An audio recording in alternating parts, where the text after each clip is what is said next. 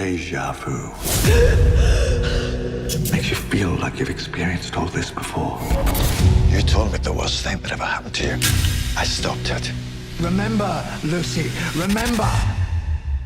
I remember everything.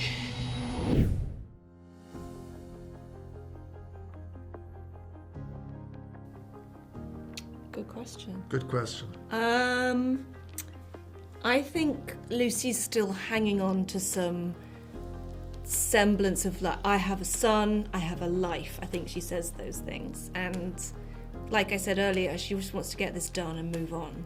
And we've shot season 3 now.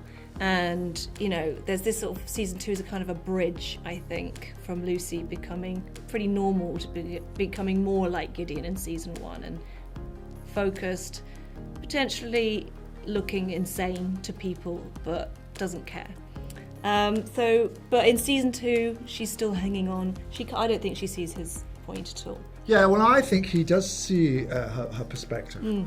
But I think if you have someone he has a kind of cosmic vantage point on everything.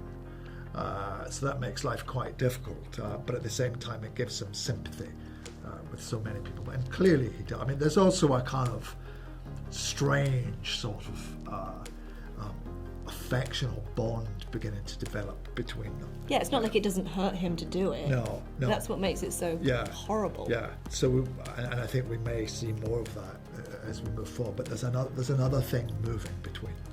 Yeah.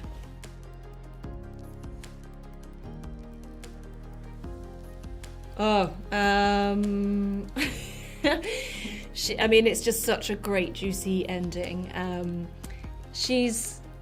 You get all the answers. You get it. It's like I would liken it to, like, you know, acetate on a projector. Well, when I was at school, the teachers would put it on, and it's like layers and layers and layers, and they're all happening at once. And more gets revealed the more layers that you put on. So season 3 Lucy personally was my favourite to play. I've loved all of them, by the way, but there's just something so exciting about season 3 Lucy that you do not expect her to go down this path. But what holds them all together is this real love for her son, and no matter what, she will find a way to reach him and comfort him. And I found that really profoundly moving. All through the first series, I felt like, for me, the theme was a mother's love for her son. And it's very gratifying to have that spine carry on right through until the 3rd series. But I can't really speak about the 3rd series too much. But yeah, that's the little clue as to who that is that turns up.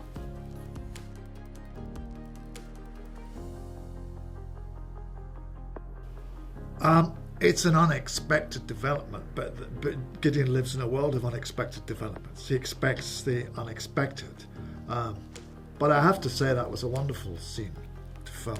I thought the performance that was delivered was just so beautiful, and it was thrilling actually to take that step into that area, into that relationship. But yes, no, I think it does. It makes him have to think again. The thing about Gideon is he's lived. Every life is new, so every life, although there are things that are familiar, there are also new things that happen. And when they're new, they are totally new, and he has to figure out how to deal with them. So that was one of those instances where there was a totally new thing, a shock that occurred in his life that threw him off kilter. And I think he probably didn't even quite know how to deal with that. And I think, again, without giving too much away, in season 2 we see more of that as well. Yeah, so fun to see a character. The audience really fell in love with Isaac. So fun to see him growing up, and also he has what seems like even more knowledge than Gideon. Yeah. And that's like the first time that's ever happened. Yeah. So, like you say, thrilling. Yeah.